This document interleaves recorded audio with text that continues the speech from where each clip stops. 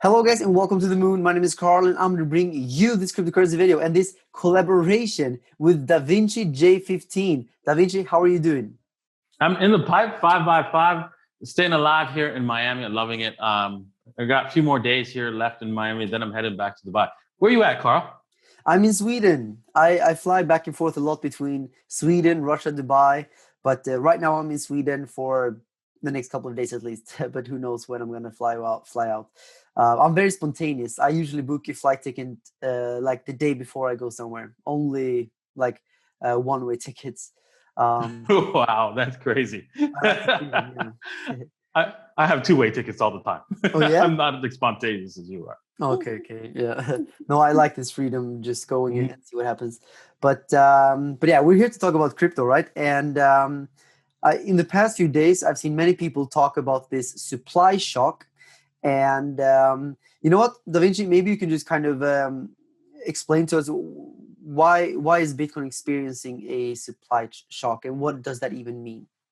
Well, mining right of Bitcoin is a way of securing the blockchain, because when it started, right, we needed to provide an incentive to allow people to secure the chain and make sure that no one was going to break it. And so we started off with 50 Bitcoins as a reward for every 10 minutes, for every block that was being produced every 10 minutes.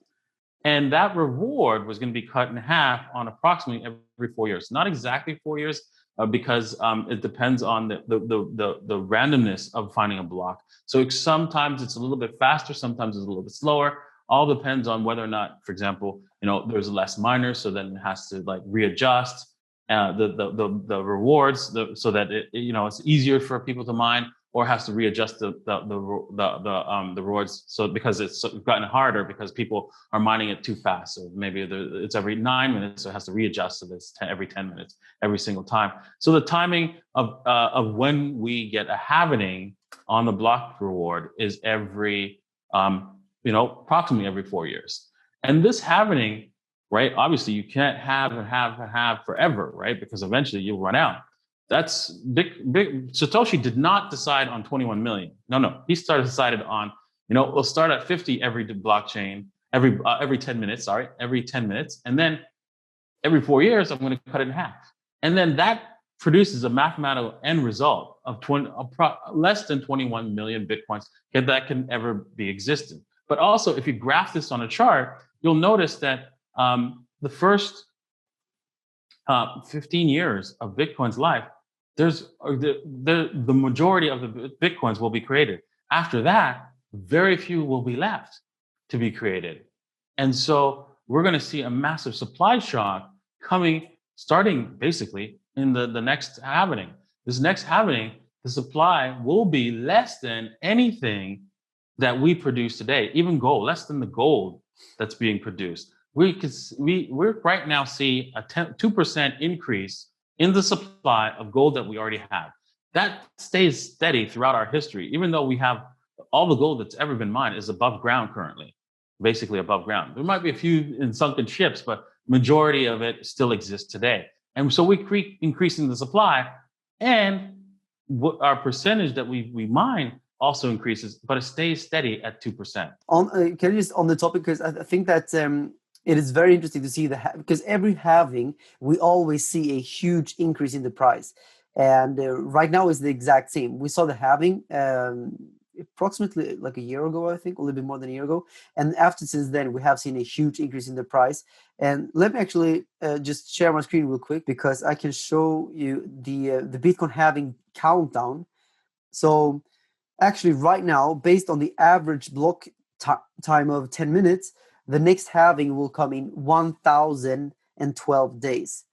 And you were talking about the supply shock, because now there are only 2.2 million Bitcoin left to be mined.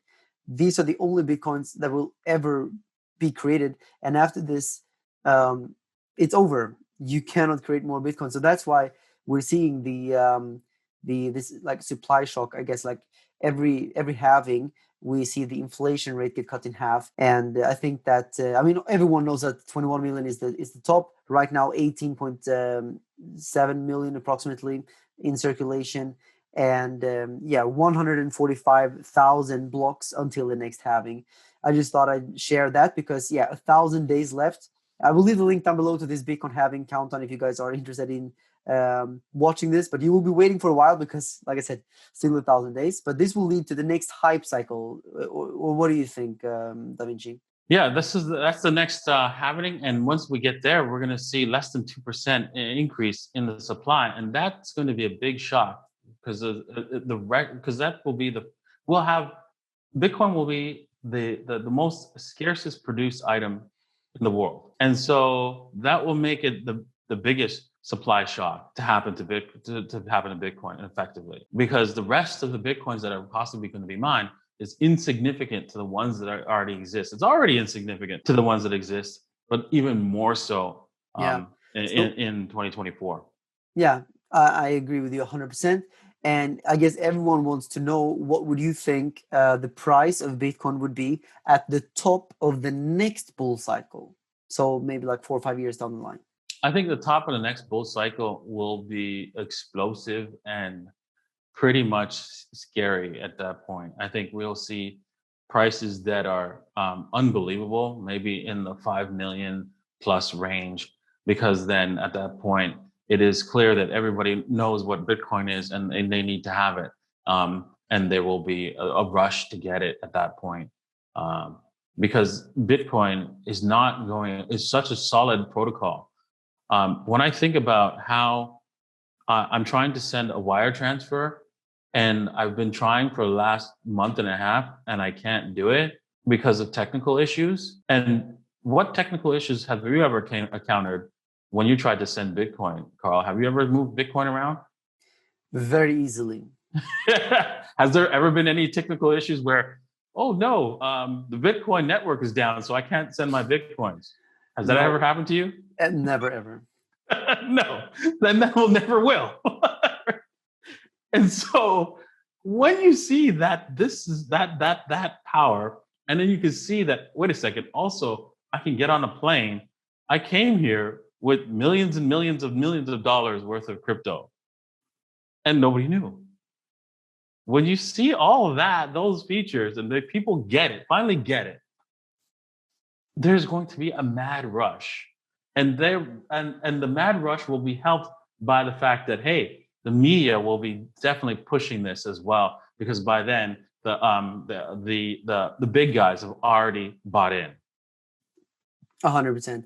I think that Bitcoin is going to go to millions of dollars per Bitcoin. And like you said, Bitcoin is the most scarcest asset we know of because it's the only asset that has a fixed supply.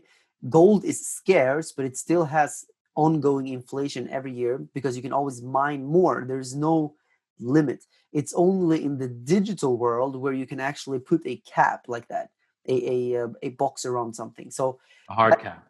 yeah, this is very unique for Bitcoin, and no one knows what this actually means for the price of Bitcoin in the long term because we've never seen it before.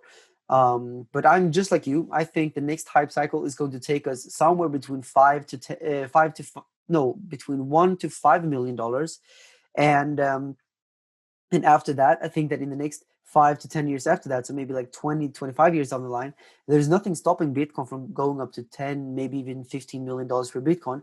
However, with inflation, it will be much, much higher. But I'm saying that $5 to $10 million per Bitcoin, I think is possible because not only will Bitcoin take over all money in the world, but I think Bitcoin will also take over a lot of value from real estate and other stores of values like old vintage cars and art collections and all of these things. I think the world as a whole is going to deflate. And I think Bitcoin is going to take over a lot of that value because people will be scared and they need something they can trust. Obviously, today, most people don't trust Bitcoin, but I'm saying that 20 years down the line, I think everyone is going to trust Bitcoin more than anyone else, more than anything else. And that's why we will see a massive, massive inflow of billions and even trillions of dollars. And that will be also ultimately the end of our financial system as we know it, because if everything deflates and Bitcoin takes over, then we are talking about a new paradigm and a new financial world. It's going to be beautiful, I think, but it's also going to be brutal and horrible, the transition, because many people will lose everything, and it will be a very, very rough rough period of time, I believe, in the transition. But to build something new and beautiful, I think that we have to weed out all the bad and the old in order for the new to be able to grow. What do you say about that? Yes, I totally agree. I mean, this is this our whole system, right, is putting off the pain of a collapse in the financial system always. We always try to do that with monetary policy. And the problem with that is that we build up all the pain we push the pain out to the future and we build it up. And so now we built it up to a point where everybody's going to feel it. Everybody's going to get hurt, and not just a few people. Like if we had just let it happen before, and that's a sad thing. But that's going to all change. We're not going to see any bond. People right now, bonds are actually money. Did you know that bonds are considered money? Because that's what corporations save in order to not hold dollars, because they need to increase their wealth. So they buy bonds. But now those bonds are like earning them sometimes even negative yield. So those are all going away. And there will be no point in owning a bond, because you could just own Bitcoins, because the Bitcoin value will rise over time. Yeah, it's a very strange world we're living in right now, and I think that Bitcoin is here to save the day. Without Bitcoin, we wouldn't have any alternatives, and I don't know what we would end up with, but I really believe that when this financial disaster happens, well, it's already happening, but I'm saying when it ultimately reaches its end game, Bitcoin will be there and take over as the new money, I believe. I think we both agree.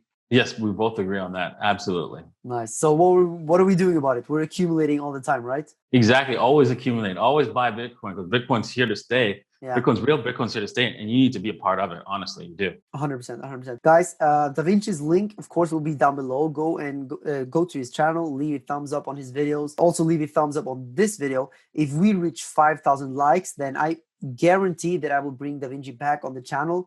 Of course, Da Vinci, do you have any final words before we wrap up? Yeah, just remember, always play from a position of strength and do not get wrecked. Nice. All right. Thank you. See you in the next collaboration. Bye-bye. Cheers.